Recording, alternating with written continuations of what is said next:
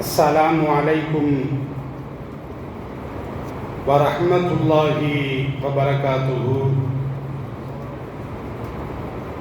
الحمد لله والصلاة والسلام على رسول الله وعلى آله وأصحابه عباد الله، أما بعد.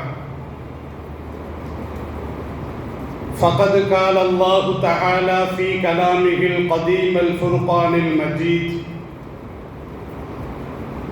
أعوذ بالله من الشيطان الرجيم، بسم الله الرحمن الرحيم. لها 7 أبواب لكل باب منهم جزء مقسوم. صدق الله العظيم. قال النبي صلى الله عليه وسلم: الجنة حق والنار حق، أو كما قال عليه الصلاة والسلام. صدق النبي صلى الله عليه وسلم.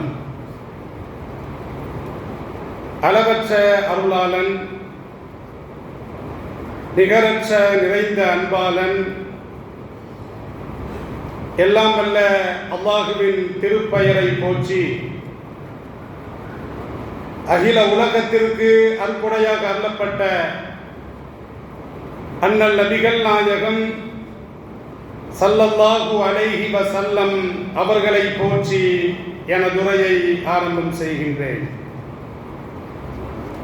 அன்பிற்கினிய அல்லாஹுவின் நல்லடியார்களே,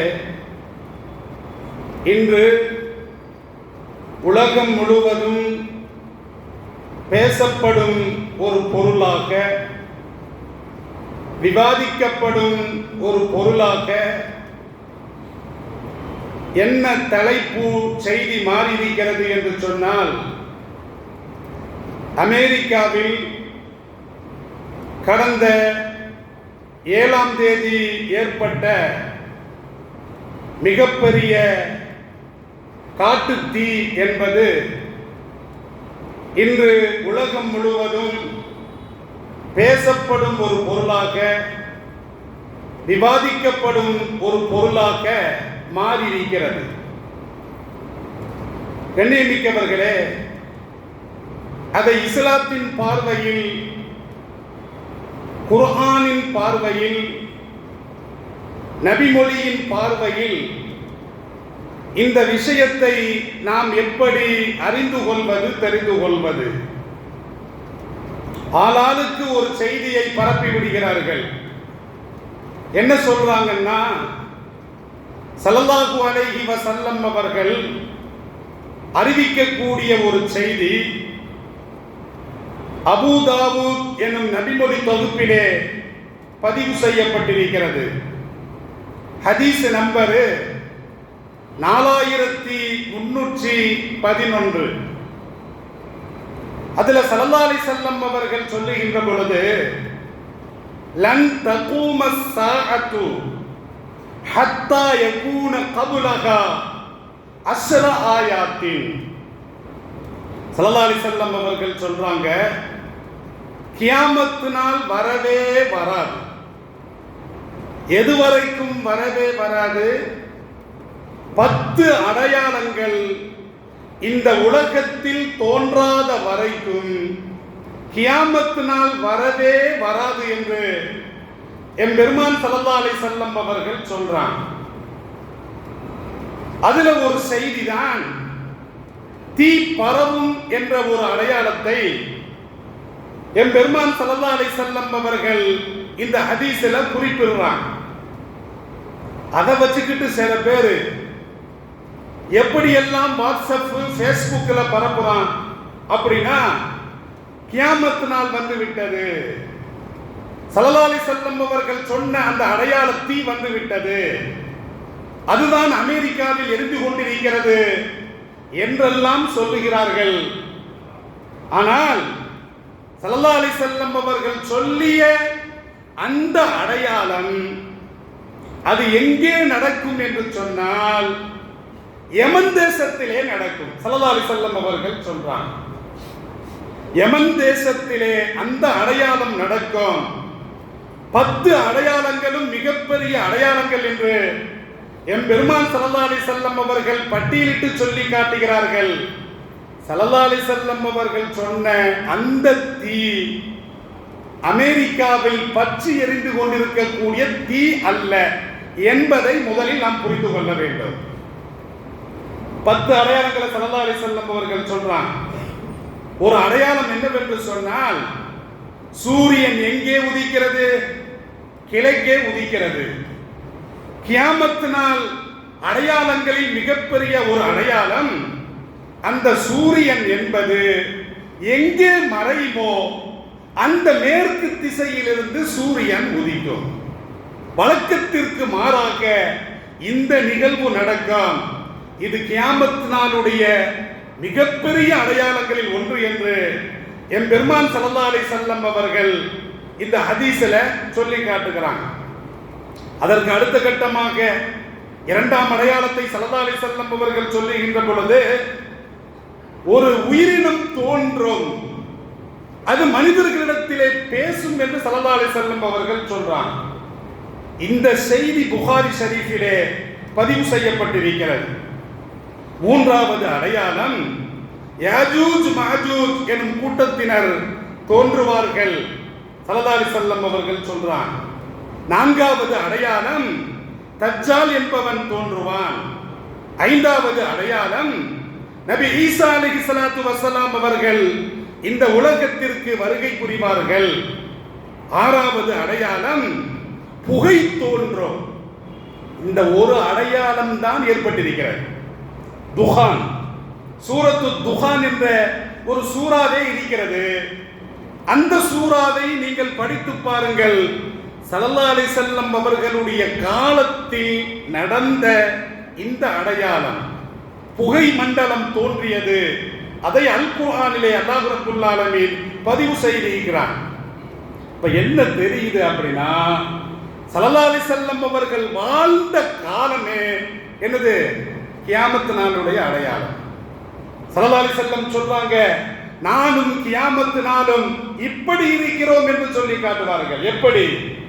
இந்த 2 விரல்கள் எவ்வளவு நெருக்கத்தில் இருக்கிறதோ அந்த நெருக்கத்திலே நான் நபியாக அனுப்பப்பட்டிருக்கிறேன். ஆதாரபூர்வமாக ஸல்லல்லாஹு அலைஹி வஸல்லம் அவர்களுடைய காலத்திலே அந்த துஹான் எனும் புகை தோன்றிவிட்டது. இந்த ஒரு அடையாளம் தான் நடந்திருக்குது. அதற்கு அடுத்து ஸல்லல்லாஹு அலைஹி வஸல்லம் அவர்கள் சொல்லி காட்டுகின்ற பொழுது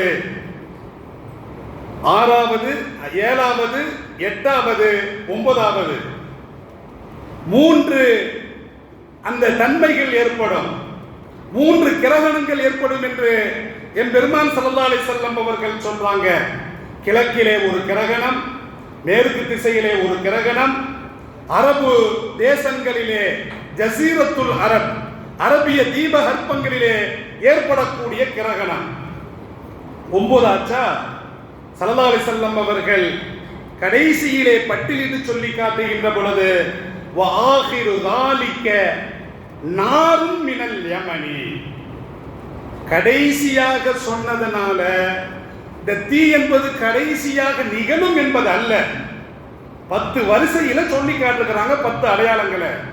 யமன் தேசத்திலே ஏற்படக்கூடிய அந்த நெருப்பு, மின் தாரி அதினின், யமன் தேசத்தில் அதின் என்ற ஒரு ஊர் இருக்கிறது, அதின் என்ற ஒரு பகுதி இருக்கிறது. அந்த பகுதியில் இருந்து ஏற்படக்கூடிய நெருப்பு, தசூக்குன் நாஸ இலல் மஹ்ஸரி, அந்த நெருப்பு என்பது மக்களை, மஹ்ஸர் என்ற ஒரு இடமும் இருக்கிறது, அந்த இடத்தை நோக்கி மக்களை ஒன்று சேர்க்கும் என்று எம்பெருமான் ஸல்லல்லாஹு அலைஹி வஸல்லம் அவர்கள் சொன்னாங்க. இதெல்லாம் கவனிச்சுக்கிடணும். அப்ப ஸல்லல்லாஹு அலைஹி வஸல்லம் அவர்கள் 10 அடையாளங்களை சொல்லி காட்டுறாங்க. ஒரு அடையாளம் புகை, துஹான், அது நடந்து விட்டது. மீதி 9 அடையாளங்கள் நிகழவே இல்லை. அமெரிக்காவில் எரிந்து கொண்டிருக்கக்கூடிய அந்த நெருப்பு என்பது இந்த நெருப்பு அல்ல. ஸல்லல்லாஹு அலைஹி வஸல்லம் அவர்கள் சுட்டிக்காட்டிய அந்த நெருப்பல்ல என்பதை நாம் முதலில் புரிந்து கொள்ள வேண்டும். கண்ணியமிக்கவர்களே, இஸ்லாத்தினுடைய பார்வையில நெருப்பை கொண்டு ஒருவரை தண்டிக்கலாமா? நெருப்பை வச்சு யாரையுமே தண்டிக்க கூடாது. நெருப்பை வைத்து தண்டிக்கக்கூடிய முழு அதிகாரம் யாருக்கு இருக்கிறது? படைத்த அல்லாஹ்விற்கு மாத்திரம்தான் இருக்கிறது. கண்ணியமிக்கவர்களே, இது இஸ்லாத்தினுடைய அடிப்படையான அசைக்க முடியாத ஒரு கொள்கை கோட்பாடு. இப்ப நீங்க விஷயத்துக்கு வாங்க.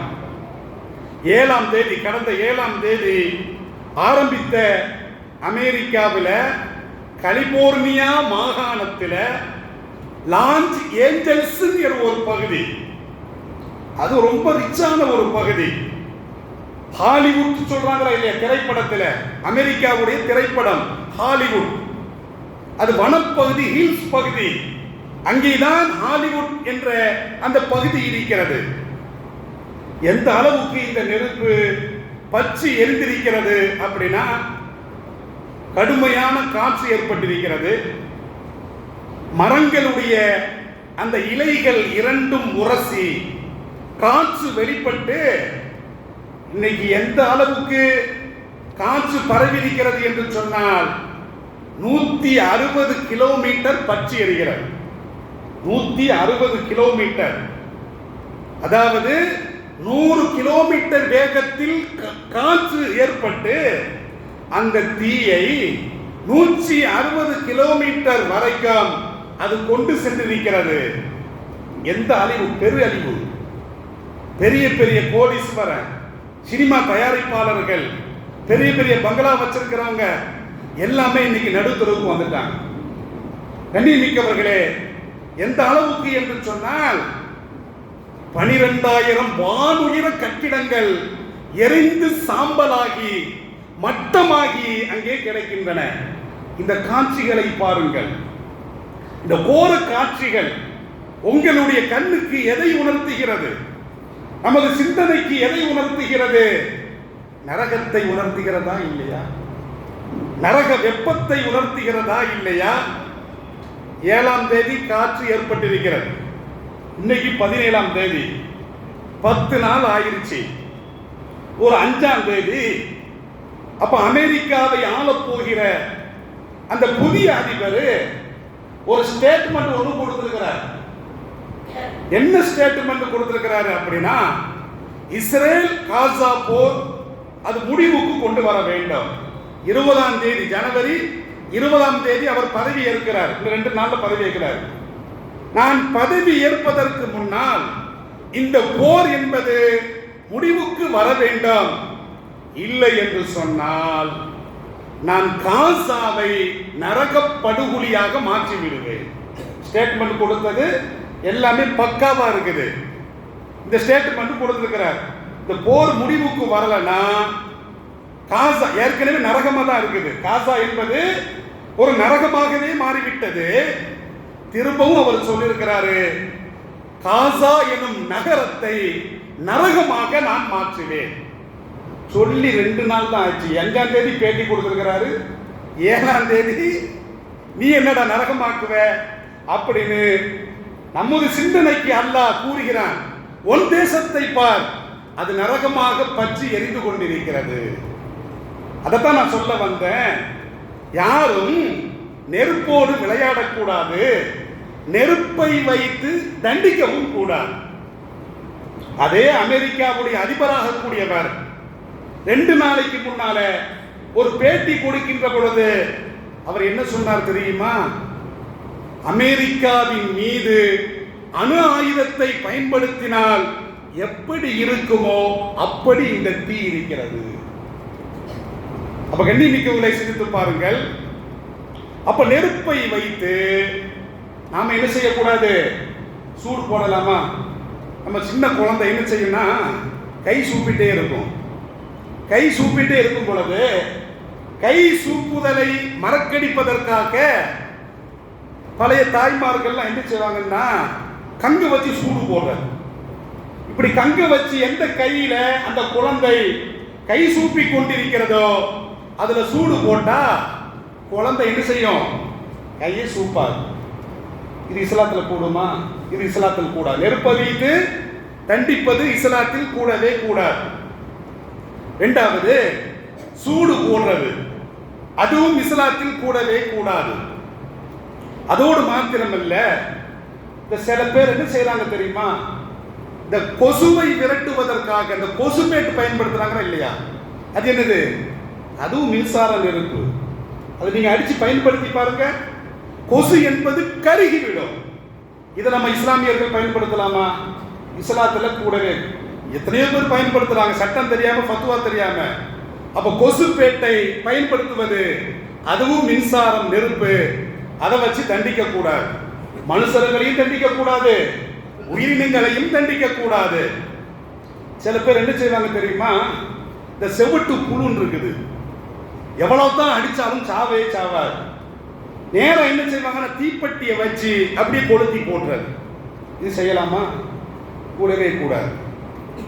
எறும்பு புசுகளாக இருக்கட்டும், செவட்டு பாம்புகளாக இருக்கட்டும், மனிதர்களாக இருக்கட்டும், மனிதர்கள் அல்லாத மற்ற ஜீவராசிகளாக இருக்கட்டும், எந்த உயிரினங்களையும் வதைப்பது என்பது என்னது?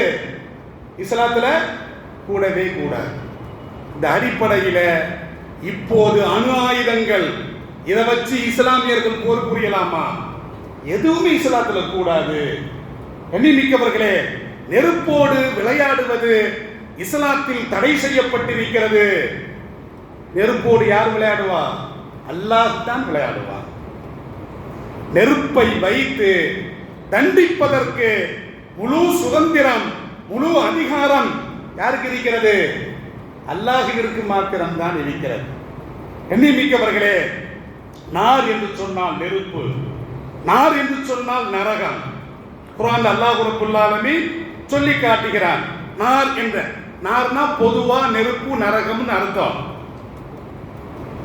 நரகத்திற்கு 7 பெயர்கள், நரகத்திற்கு 7 வாசல்களை அல் குர்ஆனிலே அல்லாஹ் ரப்பல் ஆலமீன் சொல்லி காட்டுறான். ஸல்லல்லாஹு அலைஹி வஸல்லம் அவர்கள் சொல்லி காட்டுறாங்க. சில பேர் 7 நரகம் இருக்குமா? கிடையவே கிடையாது. எத்தனை நரகம்? ஒரே நரகம். அதற்கு 7 வாசல்கள் உண்டே தவிர 7 நரகம் கிடையாது. சில பேர் அடிச்சு விடுவான் 8 சொர்க்கம், கிடையவே கிடையாது. குர்ஆன்ல 4 சொர்க்கம் தான் இருக்குது. வலிமன் ஹாஃப மகாம ரப்பிஹி ஜன்னத்தான், சூரத்து ரஹ்மான் அல்லாஹ் சொல்றான். அதற்கு அடுத்து சில வசனங்களை கடந்து ஒமின் தூணிஹிமா ஜன்னத்தான், இது அல்லாத 2 சொர்க்கங்கள். சூரத்து ரஹ்மான்ல நீங்க படித்து பார்த்தால் தெரியும் எத்தனை சொர்க்கம் அல்லாஹ் சொல்றான். 4 சொர்க்கம். ஸல்லல்லாஹு அலைஹி வஸல்லம் அவர்கள் விளக்கம் தருகின்ற பொழுது, தங்கத்தில் செய்யப்பட்ட 2 சொர்க்கம், வெள்ளியில் செய்யப்பட்ட 2 சொர்க்கம். மொத்தம் எத்தனை சொர்க்கம்? 4 சொர்க்கம். 8 சொர்க்கம் கிடையாது, 8 வாசல்கள். சொர்க்கத்திற்கு 8 வாசல்கள், 8 படித்தரங்கள். 8 சொர்க்கம் கிடையவே கிடையாது. நரகம் எத்தனை நரகம்?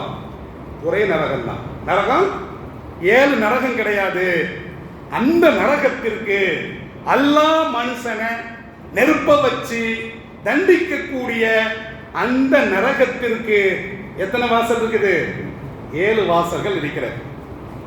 சூரத்துல் ஹிஜ்ர் அந்த சூறாவில் 44வது வசனத்தில் அல்லாஹ் ரப்பல் ஆலமீன் பேசுகின்ற பொழுது, லஹா சபஅத்து அபுவா, அந்த நரகத்திற்கு 7 வாசல்கள் உண்டு. எத்தனை வாசல்? 7 வாசல்கள் உண்டு. லிகுல்லி பாபின் மின்ஹும் ஜுஸும் மக்சூர், அந்த வாசல்கள்ல பங்கிடப்பட்ட தனித்தனி பிரிவினருக்கு ஒரு வாசல். இந்த குர்ஆனுக்கு தஃப்சீராக என்ன செய்யப்படுகிறது அப்படின்னா, யூதனுக்கு ஒரு வாசல், யூதர்களுக்கு ஒரு வாசல், கிறிஸ்தவர்களுக்கு ஒரு வாசல். இரண்டாவதா, மூணாவது மஜூஸ், மஜூஸ்ன நெருப்பு வணங்கிகள், அவர்களுக்கு ஒரு வாசல். நான்காவது சாபிகி, இறை மறுப்பாளர்கள், அவர்களுக்கு ஒரு வாசல்.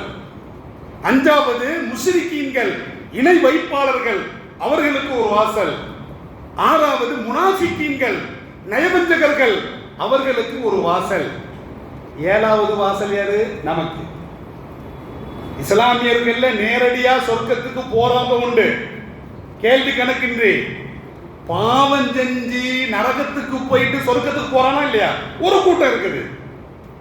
டைரக்டா சொர்க்கத்துக்கு போகாம நரகத்துக்கு போவாங்களா இல்லையா? இவங்களுக்கு ஒரு வாசல், அஹ்லு தௌஹீத். இஸ்லாத்தை ஏற்றுக்கொண்டு பாவம் செஞ்சு பாவத்திற்கு தண்டனை கொடுப்பதற்காக இஸ்லாமியர்களே ஒரு சாராருக்கு ஒரு வாசல். இது அதான் அல்லாஹ் குர்ஆன்ல சொல்றான், லிகுல்லி பாபின் மின்ஹும் ஜுஸுஹும் மக்சூர். அந்த ஒவ்வொரு வாசலுக்கும் பங்கிடப்பட்ட தனித்தனி பிரிவினருக்கு பங்கிடப்பட்டிருக்கிறது. அவர்கள் அந்த வாசல் வழியாக நுழைவார்கள் என்று எல்லாம் அல்ல அல்லாஹ் குர்ஆன்ல சொல்லி காட்டுறான். இப்ப நரகத்தை பத்தி அல்லாஹ் பேசுகின்ற பொழுது அன்னார், அன்னார்னா பொதுவா நரகம் என்று பொருள்.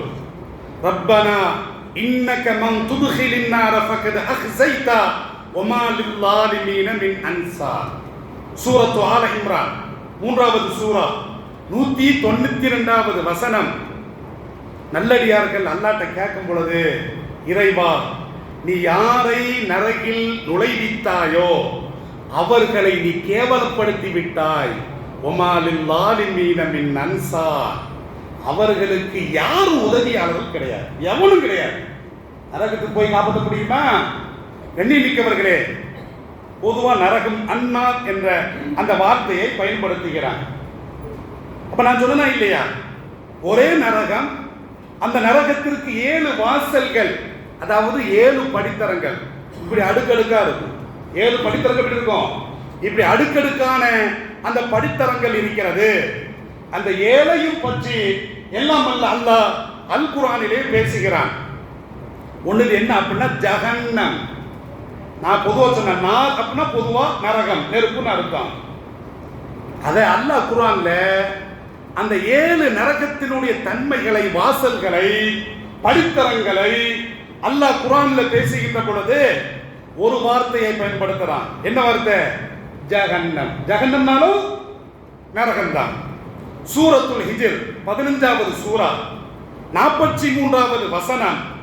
அந்த வசனத்தில் அல்லாஹ் பேசுகின்ற பொழுது வ இன்ன ஜஹன்னம, நிச்சயமாக ஜஹன்னம் ஆகிறது, அதாவது நரகம் ஆகிறது, ல மௌஇதுஹும் அஜ்மஈன்.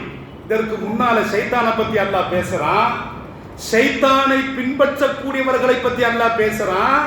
பேசிவிட்டு நரகத்தை சொல்லிட்டு இந்த ஜஹன்னம் எனும் படித்தரம் நரகம், இது அவர்கள் யாவருக்கும், ஷைத்தானுக்கும் ஷைத்தானை பின்பற்றி நடப்பவர்களுக்கும் யாவருக்கும் வாக்களிக்கப்பட்ட இடமாக இருக்கிறது. அல்லாஹ் குர்ஆன்ல ஜஹன்னம் என்ற வார்த்தையை பயன்படுத்துறான். இரண்டாவது நரகத்திற்கு 2வது வாசல், 2வது படித்தரம் லவ்வா. என்னது? லல்லா. சூரத்துல் மஆரிஜ் 70வது சூரா, அதுல 15, 16 ஆகிய 2 வசனங்கள்ல அல்லாஹ் பேசுகிறான். கல்லா, அவ்வாறல்ல, இன்னஹா லல்லா, அது கொழுந்து விட்டு எரியும் நரக நெருப்பு. லல்லா அப்படின்னா கொழுந்து விட்டு எரியும் நரக நெருப்பு. எப்படி இருக்கும் தெரியுமா? நஸாஅத்தல் லிஸ்ஸபா. அந்த நெருப்பு, அந்த நரகம், அந்த படித்தரம் எப்படி இருக்கும் என்று சொன்னால், மனித தோள்களை எரித்து கரித்து கலற்றிவிடும். தோலை இருக்கா சரதா, அப்படி தோலை அலாக்கா. மனுஷ தோலை உரிக்க முடியுமா? ஒரு ஆட்டு தோலை உரிச்சிடலாம், ஒரு மாட்டு தோலை உரிச்சிடலாம். மனிதனுடைய முழு தோள்களையும் 1 கோடி ரூபாய் நான் தரேன், யாராவது உரிக்க முடியுமா? முடியவே முடியாது. தோலும் சதையும் சேர்ந்திருக்கிறது, பிரிக்க முடியாது. ஆனால் இரண்டாவதாக அல்லாஹ் சொல்லக்கூடிய லல்லா என்ற அந்த நரகம் நஸாஅத்தல் லிஸ்ஸபா, மனிதனுடைய தோலை எரித்து அப்படியே கரித்து கலற்றிவிடும் என்று எல்லாம் அல்ல அல்லாஹ் அல் குர்ஆனிலே சொல்லி காட்டுகிறான். 3வது படித்தரம் அல்லது 3வது வாசல் சக்கர். சக்கர் என்ற ஒரு படித்தரம். அல்லாஹ் குர்ஆன்ல சொல்றான், சூரத்துல் முத்தஸிர் 74வது சூரா 26, 27, 28 ஆகிய 3 வசனங்களிலே பேசுகின்ற பொழுது சஉஸ்லிஹி ஸகர், அல்லாஹ் சொல்றான், நான் அவர்களை சகர் என்ற நரகத்தின் படித்தரத்தில் தள்ளுவேன். இது ஒரு நரகம். வமா அத்ராக மா சகர், நபியே நாயகமே, சகர் என்று சொன்னால் உமக்கு என்னவென்று தெரியுமா? அல்லாஹ் கேட்கிறான், கேள்வி கேட்கிறான். அப்பதான் புரிந்து கொள்ள முடியும். கேள்வி கேட்டுட்டு அல்லாஹ் சொல்றான், லா துபுகி வலா ததர், சகர் என்ற நரகத்தில் நுழைந்தால் எதுவுமே மிஞ்சாது. மனுஷன் உள்ள போயிட்டான்னா எதுவுமே மிஞ்சாது. காலு மிஞ்சாது, கை மிஞ்சாது, தலை மிஞ்சாது, தோல் மிஞ்சாது, எதுவுமே மிஞ்சாது. லவ்வாஹத்துல் லில் பஸர், மனித மேனிகளை கரித்து பொசுக்கிவிடும். கரிக்கட்டை சாம்பல் சாம்பலா போயிடும். சக்கர நரகத்துடைய தன்மை என்னது? சாம்பல் தான் மிஞ்சம். அல்லாஹ் குர்ஆன்ல சொல்றான். 3வது படித்தரம். 4வது படித்தரம் அல்லாஹ் ரப்பல் ஆலமீன் சொல்லுகின்ற பொழுது அல் ஹுத்தமா. ஹுத்தமா இது ஒரு டிஃபரன்ஸான ஒரு நரகம். இந்த நெருப்பு ஒரு வித்தியாசமானது. அந்த நெருப்பு பட்டா நேர இதயத்தை தாக்கும். அந்த நெருப்பு பட்டா எதை தாக்கும்? இதயத்தில் ஊடுருவி தாக்கும் என்று சூரத்துல் ஹுமஸா 104வது சூரா அதிலே 4லிருந்து 9வது வசனம் வரைக்கும் நீங்கள் படித்து பாருங்கள். கல்லா, அவ்வாறல்ல, லயும்பதன்ன ஃபில் ஹுத்தமா, நிச்சயமாக அவர்கள் ஹுத்தமா எனும் நரகில் அவர்கள் எரியப்படுவார்கள். அல்லாஹ் பேசுறான் கருத்து. வமா அத்ராக மல் ஹுத்தமா, நபியே நாயகமே, ஹுத்தமா என்றால் என்னவென்று உமக்கு தெரியுமா? அல்லாஹ் கேட்கிறான். நாருல்லாஹில் மூக்கதா, இறைவன் மூட்டிய நெருப்பு. மத்த யார் மூட்டாங்களோ இல்லையோ, ஹுத்தமா என்பதை பிரத்யேகமான முறையில அல்லாஹ் என்ன செய்றான்? நாருல்லாஹில் மூக்கதா, இறைவன் மூட்டிய நெருப்பு எப்படி இருக்கும் பார்த்துடுங்க. அல்லதி தத்தலிவு அலல் அஃபீதா, அந்த நெருப்பு பட்டால் உள்ளங்களிலே ஊடுருவும். வேதனை எங்க இருக்கும்? உள்ளத்திலே இருக்கும். இன்னஹா அலைஹிம் முஸதா ஃபீ அமதின் முமத்ததா, அந்த ஹுத்தமா என்ற நெருப்பிலே எரியப்பட்டவர்கள் மிகப்பெரிய கம்பங்களில் கட்டப்பட்டவர்களாக, தப்பிக்கவே முடியாது, ஓடவே முடியாது, மிகப்பெரிய கம்பங்களில் கட்டப்பட்டவர்களாக அவர்களை சூழ்ந்து கொண்டு இந்த நெருப்பு எரியும் என்று எல்லாம் அல்ல அல்லாஹ் அல் குர்ஆன்ல சூரத்துல் ஹுமஸாவுல சொல்றான். 5வது படித்தரம் அல்லது 5வது வாசல் நரகத்திற்கு அல் ஜஹீம். சூரத்து ஷுஅரா 26வது சூரா அதுல 90, 91 நரகம், அதற்கு அடுத்து சொர்க்கம். அல்லாஹ் குர்ஆன்ல சொல்றான், வ உஸ்லிஃபத்தில் ஜன்னத்து லில் முத்தகீன், முத்தகீன்களுக்கு சொர்க்கம் நெருக்கி கொண்டு வரப்படும். சொர்க்கத்துக்கு போக வேண்டிய அவசியமே இல்லை. அல்லாஹ்வை தொழுதா, அல்லாஹ்வுக்கு கட்டுப்பட்டு நடந்தா, உண்மையான முஸ்லிமாக வாழ்ந்தா சொர்க்கத்தை தேடி போக வேண்டிய அவசியம் இல்லை. என்ன வரும்? சொர்க்கமே நம்மளை தேடி வரும். அல்லாஹ் சொல்றான், வ உஸ்லிஃபத்தில் ஜன்னத்து லில் முத்தகீன், முத்தகீன்களுக்கு சொர்க்கம் மிக நெருக்கமாக கொண்டு வரப்படும் சொல்லிட்டு அல்லாஹ் அதற்கு அடுத்து சொல்றான், வ புர்ரிஸத்தில் ஜஹீம், நரகத்தினுடைய படித்தரம் ஜஹீம். அந்த வார்த்தையை அல்லாஹ் பயன்படுத்துறான். வ புர்ரிஸத்தில் ஜஹீமு லில் காபின், அலிச்சாட்டியம் புரிந்த அயோக்கியர்களுக்கு நேரா நரகத்தை அவர்கள் காண்பார்கள், எதிரி நரகத்திலே காண்பார்கள். அப்ப அலிச்சாட்டியம் புரிந்தவங்க அவன் பார்க்கிற திசையில, எதிர் திசையில என்ன இருக்கும்? நரகம் காட்சி தரும். ஆனால் முத்தகீன்களுக்கு அல்லாஹ்வே நம்ம போக வேண்டிய அவசியம், அதையே கொண்டு வருவான் என்று அல் குர்ஆனிலே அல்லாஹ் ரப்பல் ஆலமீன் பேசுகிறான். 6வது படித்தரம் சஈர், நரகத்தினுடைய படித்தரம் சஈர் என்று அல் குர்ஆனில் அல்லாஹ் ரப்பல் ஆலமீன் பேசுறான். 42வது சூரா சூரத்து ஷூரா. ஷூரா அப்படின்னா ஆலோசனை. அந்த சூரத்து ஷூராவுல 7வது வசனத்துல அல்லாஹ் சொல்லுகின்ற பொழுது, ஃபரீகுன் ஃபில் ஜன்னதி, ஒரு சாரார் சொர்க்கத்திலே இருப்பார்கள், வ ஃபரீகுன் ஃபிஸ் ஸஈர், மற்றொரு சாரார் சஹீர் எனும் நரகத்திலே இருப்பார்கள் என்று எல்லாம் அல்லாஹ் குர்ஆன்ல சொல்லி காட்டுறான். 7வது படித்தரம் ஹாவியா. சூரத்துல் காரியா இருக்கா இல்லையா? அல் காரியாத்தும் அல் காரியா. அதுல அல்லாஹ் சொல்றான், வ அம்மா மன் கஃபத் மவாசீனுஹு, யாருடைய நன்மையின் தராசு எளிதாகி விட்டதோ, நன்மையை செய்யணும், தராசு தட்டு இருக்குது, நமது நன்மைகள் அங்கே அளக்கப்படுகிறது, அப்ப நன்மை அதிகமாக இருக்கணும். அந்த தராசு தட்டுல நன்மை அதிகமாக இருந்தா தப்பிச்சோம், நாம சொர்க்கத்துல போயிடுவோம்.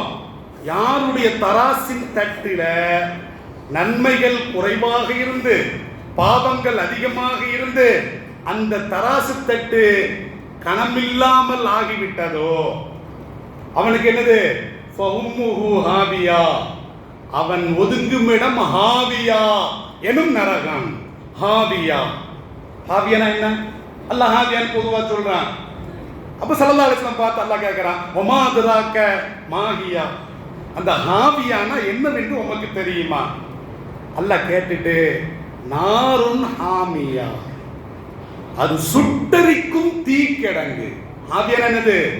சுட்டரிக்கும் தீக்கிடங்கு என்று எல்லாம் அல்லாஹ் இப்படி நரகத்தை பத்தி பேசுறான்.